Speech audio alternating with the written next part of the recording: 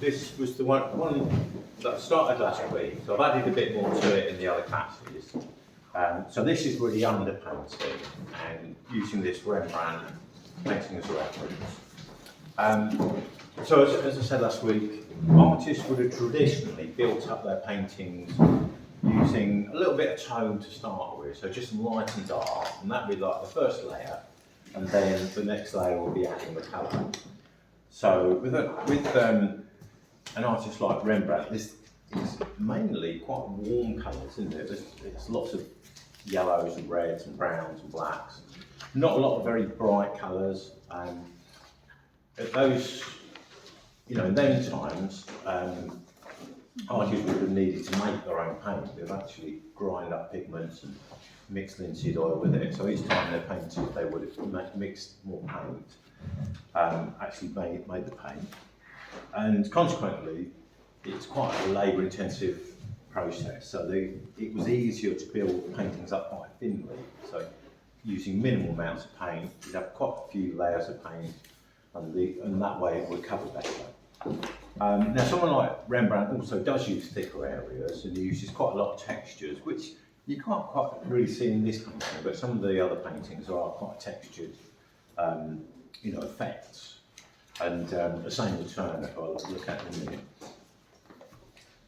The other thing, as well as making their own paint, is that probably brushes would have been different. Most of them would have been round brushes, probably using like a little bit of like a quill to hold the hairs in. So these modern brushes, where we get like these flattened square brushes and filbert brushes, they didn't really exist. And if they wanted to store paint, they would have had to have made like little leather pouches to store it in. There wasn't any tubes then, so it's all very easy for us now, what we do now. I just thought I'd mention that because it just occurred to me that we're actually copying something using very different materials. So these are using the water mixable oils. What I'm going to do is just add a little bit of colour to this one, but I'm going to keep it fairly thin colour. So I've got a bit of medium here. So this is a mixture of linseed oil and water mixable solvent. It's not really solvent. But it means that I can thin the paint and apply it, put a little bit of colour there. So some of these areas might want to go a little bit more solid perhaps in places. There's more of a flesh tone here. So if I use, I'm using the burnt sienna, which again quite an earthy colour, and yellow ochre, which is another kind of earthy yellow. And that should get me something like a nice sort of flesh tone. So I'll just stick with those colours because they're the sort of colours that probably would have been around. The nice thing about using these oils is that I've got my underpainting here, so if things go wrong I can just wipe it off and just go back to where I started. I'll do a little bit on this side actually. So there's some lighter bits here, that's just on the edge there, lighten that up a little bit. A little bit of highlight here, and then some areas going into a little bit of shadow. So you can see it's a lot easier to create a softer look with the oils than it is with the acrylics. And I'll just swap brushes and just go a little bit darker, a little bit of burnt umber. So we've got quite a nice shadow around here. Using the medium just means that it is a lot easier to, if I want to get fine lines, so you're struggling a bit with this chapter, yeah? So if I use a bit of medium, I should be able to just get kind of a nice sort of thin line, sort of like that. And just thinking these areas here can go a little bit thinner. And then it goes into shadow a little bit here, soften that out with the other brush.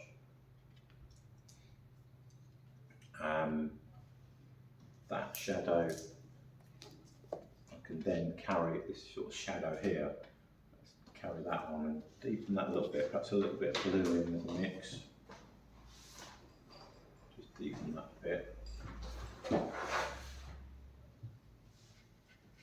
And it's quite nice to actually have a little bit of the underpainting sort of glowing through. So again, that's where the the medium can come in quite nicely.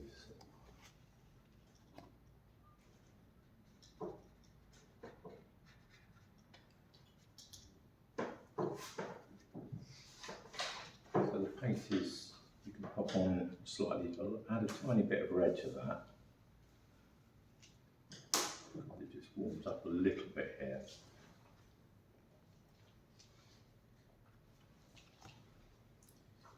A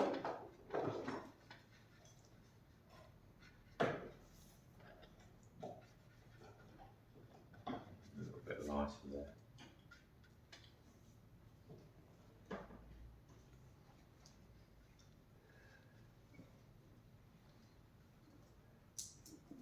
Yeah, so it's a way of gradually building areas. I'll just try a little bit darker in here just to show you how that would look with a fairly transparent colour. So I'm using a little bit of blue and red there, and plenty of medium. So if I pop that down, it will create something a bit more like a black, maybe a little bit black in as well in person. I think that's black. Again, it's, you know, rather than having the colour very solid, you get that nice sort of glowing layered look. So that's something that's quite different from how, say, the modern painters like the Impressionists would use. So that's a little bit on the Rembrandt. I'll flip it over and we'll just have a look at the... Do you think they were as dark as that when they were first painted? Was that over time? I think they probably are. Yeah, I'm guessing that they are. Yeah. Yeah, I think they would be quite dark. Yeah, I'm guessing. Yeah. I know one in the, I remember when we had the art history lectures at college, there's a Rembrandt in the National Gallery of a woman bathing, and I remember our history tutor thought that they'd taken too much paint, you know, like layers of varnish off. Yeah. And thought that some of the layers of glaze had come off. So it's quite interesting to to sort of think about it, because they do sort of soften things up. So this was the other one. So looking at the Turner painting, so this would be a couple of hundred years on from Rembrandt, I would think. I think it's about 18 something, like 1830 or 40. So what I did with this one, so last week I got a little bit of colour everywhere, and then I've just started to sort of work into that. And according to the sort of techniques book, Turner worked, he started off working on dark backgrounds, but then as time went on, he started using white backgrounds. And this would give you the opportunity of having a little bit of white of canvas showing through if you wanted. So I'll add a little bit more to the sky.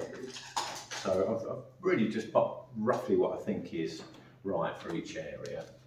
Let's move that over there. So perhaps do a little bit of this top corner. I've got some Prussian blue here, which is quite a greeny blue.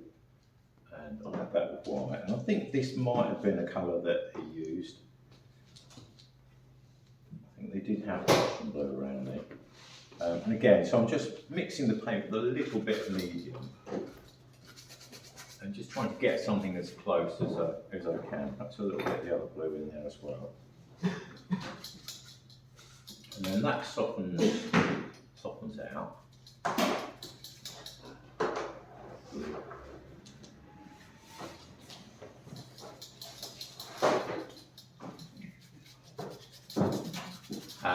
The nice thing about working on a canvas, sometimes the canvas really suits certain subjects.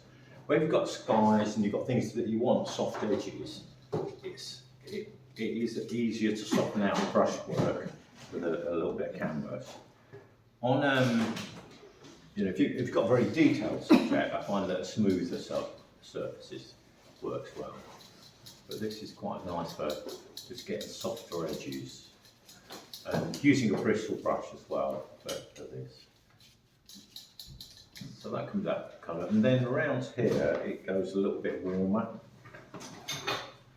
To another brush, let's use that one.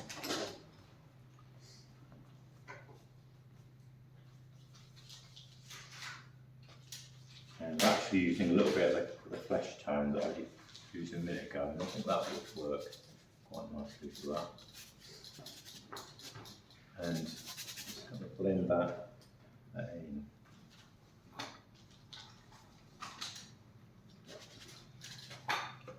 So lots of the areas would be painted in a bit like that.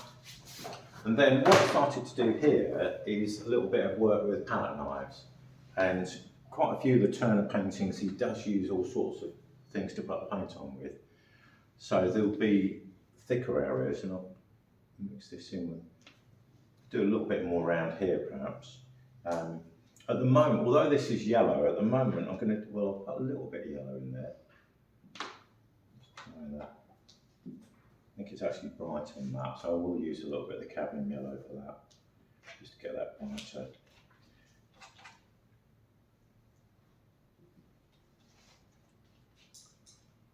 So you can sort of kind of use a knife to create a sense of texture.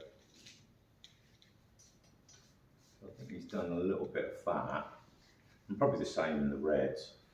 But then what he would do is let that dry, and then put a thinner layer of slightly darker colour over the top. So I will actually keep that fairly bright, just almost like a hint of that.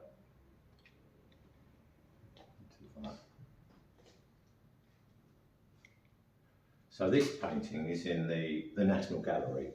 Apparently it's about 4 foot wide, the paintings.